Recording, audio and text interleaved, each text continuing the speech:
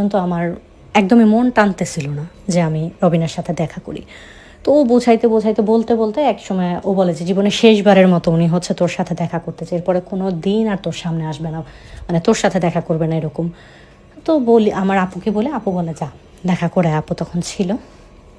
তো ঝুমুরের হচ্ছে বাবা মা দুইজনই চাকরি করে, তো বাসায় হচ্ছে ঝুমুর একা থাকে আর ছোট্ট একটা ভাই ঝুমুরের। তো ঝুমুরদের বাসায় আমি যাই, ওখানে রবিন ভাই আসে। আসার পরে উনি খাটের কোনায় বসা ছিল, আমিও হচ্ছে গিয়ে দাঁড়াই। দাঁড়ানোর পরে মানে আমি যে বসবো খাটে ওই শক্তিটা পাচ্ছিলাম, আমার হাত পা একদম শিথিল হয়ে গেছে, একই জায়গায় আমি দাঁড়ায় আছি। সে করে কি, খাট থেকে উঠে এসে আমার পা দুটো জড়ায় নিচে ধরে বসে সে জাস্ট চিৎকার করে কান্না করা শুরু করে যে তুমি এটা কেন করলা, তোমার মা হচ্ছে বলছে ঠিক আছে তুমি আমাকে একটাবার বলতা, আমি তোমাকে নিয়ে পালায় যেতাম, ডাল ভাত খাওয়াইতাম, বাট আমি তোমাকে খুব সুখে রাখতাম, আমি তো তোমাকে ভালোবাসছিলাম। আর এই 4টা বছরের একটা সম্পর্কের তোমার কাছে কোনোই মূল্য ছিল না। তো ঝুমুর হচ্ছে ওনাকে আগেই সব কিছু বলছে যে আমার বিয়েটা কেন হয়েছে বা কিভাবে হয়েছে, সব কিছু যেহেতু ঝুমুর বলছে, সে জানে যে আমার হাতে কিছুই করার ছিল না। তারপর সে শুধু বলতেছে যে তুমি আমাকে একটা ফোন দিতা। আমি কিচ্ছু বলি না, আমি একটা কথা তার সাথে বলতে পারি না। তো সেও আমার পাটা জড়ায় ধরে প্রায় 20 মিনিট বসেছিল আর কান্না করছে। তো আমি তারপরে তাকে ধাক্কায় সরাইছি, সরাই আমি বললাম যে আমি চলে যাই। চলে যাচ্ছিলাম, আর একদিকে আমি দাঁড়ায় দাঁড়ায় কান্না করতেছিলাম, সে আমার পায়ের সামনে বসে কান্না করতেছিল, আর সামনে আমার বান্ধবী দাঁড়ায় ছিল, আমাদের দুইজনকে দেখে ও কান্না করতেছিল। মানে এত খারাপ একটা সিচুয়েশন ছিল ওই সময়টাতে, আমি পারতেছিলাম না ওনাকে হাত দিয়ে সান্ত্বনা দিতে, একবার জড়ায় ধরতে। আর অপর দিকে, কারণ আমি তো আমার অন্যের বউ, অপর দিকে আমার বান্ধবী পারতেছিল না আমাদের দুজনের দুঃখ দূর করতে, আর সে তো পাগল হয়েই গেছে, হাত পাগল আমার জন্য। তো আমি তাকে শুধু বুঝাইলাম যে দেখেন আমার হাতে কিছু করার ছিল না, যদি থাকতো আমি অবশ্যই করতাম, আর বাবা মার সম্মানের সামনে হয়তো করতামও না। আমার মা তো আপনাকে সময় দিছিল, কিন্তু আপনি যেহেতু করতে পারেন নাই কিছু, মাকেও এখন আর আমি দোষ দিতে পারবো না। এখন আপনি বিয়ে করে নেন, যেহেতু আমার বিয়ে হয়ে গেছে, আপনি বিয়ে করলে তখন দেখবেন আপনার এই জিনিসগুলো আপনি তাড়াতাড়ি রিকভারি করতে পারবেন বা ভুলে যাবেন আমাকে। তখন সে বলে যে এত সহজ সব কিছু তোমার মনে হয় যে আমি বিয়ে করলে আমার সব কিছু ভুলে গেলাম। তখন দুইজনে মানে অনেক কথা বলতে বলতে একটা সময় সে খুব রেগে যায় যে তুই চাইলেই পারতি কিছু একটা করতে, তুই পারতি না, তুই তোর বাবা মার সম্মানের দিকে তাকাইছিস, তুই আমার ভালোবাসা দেখোস নাই।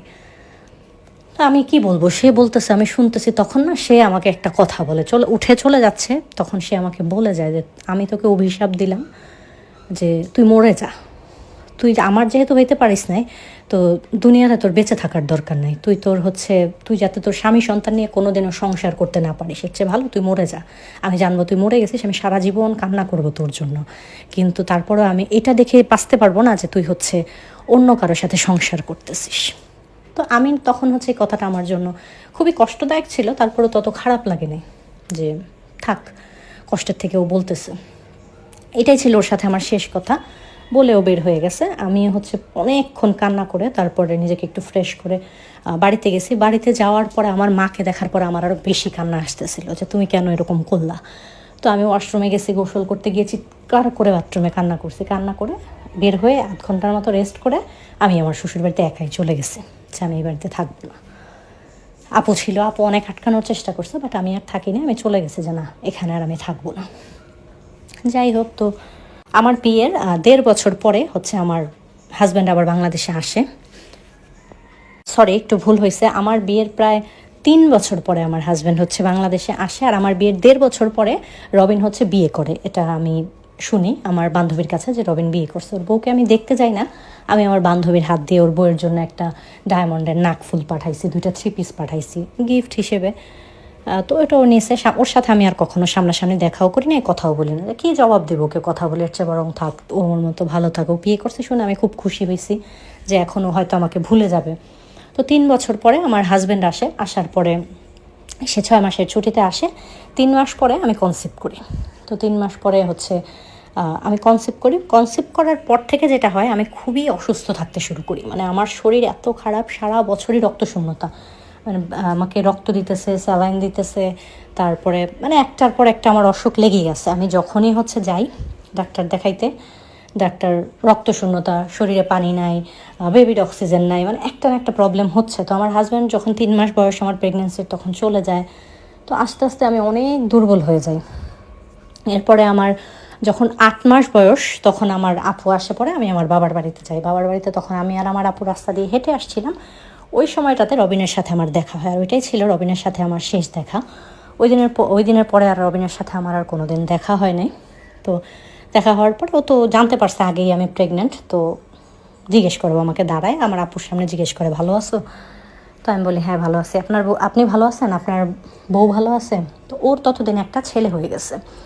তো সব কিছু কথা টথা বলি আপুর সামনে, যেহেতু আপু সব কিছু জানে। আমারও বিয়ে হয়ে গেছে প্রায় 3 বছর 3.5 বছর, এখন আর এগুলো নিয়ে তো কোনো মাথা ঘামাই না। তবে আমার প্রথম ভালোবাসার জায়গাটা ও সারা জীবন ছিল, ওর ক্ষেত্রেও হয়তো তাই। তারপরে চলে আসলাম ওখান থেকে, এসে পরে 2 দিন পরে আবার বাড়িতে চলে গেলাম, শ্বশুর বাড়িতে চলে গেলাম। তো আমার মা আপু তারা হচ্ছে আমাকে আনতে গেছে যে আমরা হচ্ছে ও আমাদের বাড়িতে ডেলিভারিটা হোক। তো আপু আর মা হচ্ছে যখন আমাকে আনতে যায়, আমি ওই যে আমার জেদের বসে যে আপু তো আপুর শ্বশুর বাড়িতে চলে যাবে, আমার মায়ের সাথে থাকতে হবে। আমি চাই না আমার মায়ের সাথে থাকতে। আমি কিন্তু গত এই আমার যে 3 বছর হচ্ছে 9 মাসের সংসার, এর মাঝে আমি আমার মার সাথে আর কথা বলি না। মা আমাকে কিছু জিজ্ঞেস করলে আমি অন্যদিকে তাকায় উত্তর দিই, বাট মার সাথে মন খুলে আর কোনো দিন কথা বলিনি। এটা নিয়ে আমার মা খুব কান্না করতো যে হয়তো আমার মেয়েটাকে বিয়ে দেওয়া আমার ভালো হয়েছে। আর শ্বশুরবাড়িতে কোনো কিছুর অভাব অনটন যেহেতু ছিল না, জ্বালা যন্ত্রণা ছিল না, যাও খুব আদর করতো, বাট তার কথায় সব চলতো। আর সে ছিল একটু মূর্খ টাইপের মহিলা, মানে পড়াশোনা করা বা খুব যে বেশি বোঝে এরকম না, কিন্তু সে মনে করতো সে খুব বোঝে। যাই হোক, তো আমাকে খুব জোর করে আব্বু ফোন করে বলে যে বাড়িতে চলে যাও। আমি বলি যে না, আমি যাবো না, আমি এই বাড়িতেই থাকবো। তো আমার হাজব্যান্ডকে বলি যে আমি এখানেই থাকতে চাই। তো আমার হাজব্যান্ডও কিছু বলে না, আমার যাকে জিজ্ঞেস করে যা বলে থাক, ওর যেখানে ভালো লাগে সেখানেই থাক। এটা নিয়ে কেউ আর তেমন বাড়াবাড়ি করে না। আমার যা বলে দেয় মাকে যে মা ওই হচ্ছে আপনি চলে আইসেন, তাইলে হচ্ছে এখানে থাকলেই হবে। তো আমার মা হচ্ছে আমার ছোটো ভাইকে নিয়ে এখানে চলে আসবে। তো আমার যেটা হয়েছে, যখন আমার 8 মাস চলে প্রেগনেন্সির, ওই সময়টাতেই ডাক্তার আমাকে বলছে 1 মাস সময় বাকি থাকতে আমাকে সিজার করে ফেলতে, কারণ আমার তলপেটে জায়গা নাকি খুব কম ছিল এবং খুবই হচ্ছে আমার পেটে ব্যথা হইতো। প্রায় 5-6 মাস হয়েছে পর থেকে আমার প্রচুর পেটে ব্যথা হইতো, 2 দিন পর পর ইঞ্জেকশন দেওয়া, হসপিটালে ভর্তি থাকা, এগুলো একদম লেগেই ছিল। বাট হচ্ছে আমার যা বলে যে না, যখন ডেলিভারির যে ব্যথা হয় ওইটা না হইলে খামাখা কেন হচ্ছে হসপিটাল নেব, ওই যে সে বেশি বুঝতো, সে এই জন্য সে আর ডাক্তারের কথা আর শোনে না। সে বলে যে যখন নর্মালি যেরকম হয় আমাদের পেইন হলে তারপর আমাকে হসপিটাল নিয়ে যাবে।